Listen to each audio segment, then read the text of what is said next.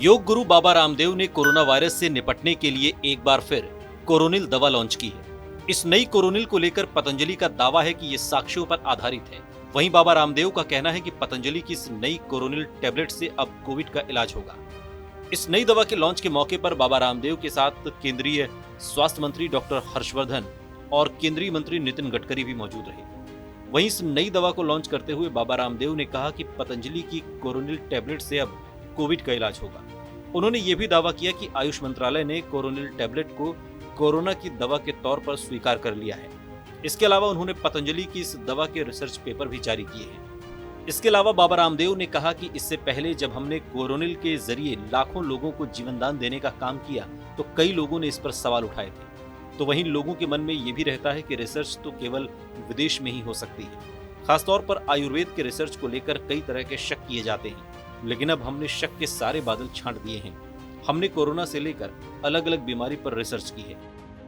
जब हमने कोरोनिल, श्वासाहारी और अणु तेल के द्वारा लाखों लोगों को जीवन दान देने का काम किया तो बहुत लोगों ने प्रश्न उठाए कि इसके साइंटिफिक पैरामीटर्स को फॉलो किया गया है, नहीं किया गया।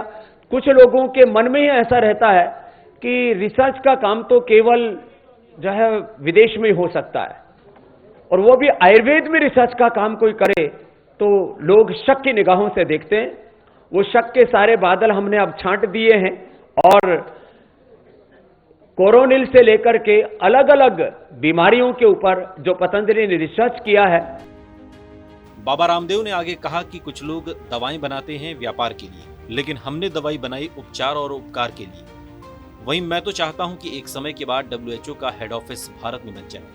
आपको बता दें कि इससे पहले 23 जून 2020 को बाबा रामदेव ने कोरोना के लिए कोरोनिल लॉन्च की थी, जिससे 7 दिन में कोरोना के इलाज का दावा किया गया था। हालांकि लॉन्च के तुरंत बाद ही कोरोनिल दवा विवादों में आ गई थी। भारत सरकार के आयुष मंत्रालय ने इसे कोरोना की दवा मानने से इनकार कर दिया था, जिससे बाद में उस दवा को सिर्फ इम्यूनिटी बूस्टर कहा गया था, लेकिन उसे कोरोना की दवा के तौर पर इस्तेमाल नहीं किया गया था। हालांकि इस नई कोरोनिल को लेकर पतंजलि का दावा है कि इसके इस्तेमाल से 70% मरीज 3 दिन में ठीक हो गए, लेकिन ये दवा असल में कितनी कारगर साबित होगी ये देखने वाली बात है। इस वीडियो पर आपकी क्या प्रतिक्रिया है, कमेंट बॉक्स में हमें जरूर दीजिएगा। साथ ही देश और दुनिया की तमाम बड़ी खबरों के लिए देखते रहिए TV9 भारतवर्ष।